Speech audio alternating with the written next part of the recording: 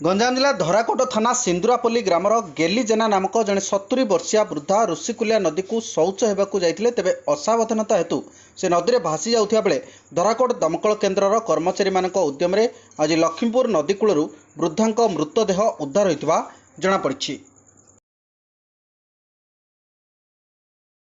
से नदी की गाधेवाई आसते से ऋषिकुलिया नदी में बहुत पानी से गोड़ तांकर स्लीप होगला तौक पलि आम 2 दिन पर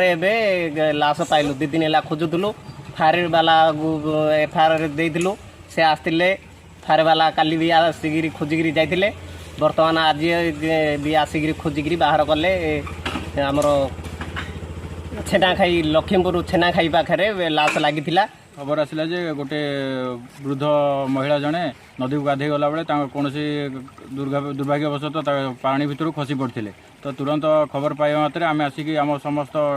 इक्विपमेंट सहित आम टीम आसिक घटनास्थल पहुँची काली ठारू ऑपरेशन आरंभ करथिला। दीर्घ 2 दिन ऑपरेशन फल आज सक्सेसफुली आम बॉडी टाକୁ रिकवर कर पारछु।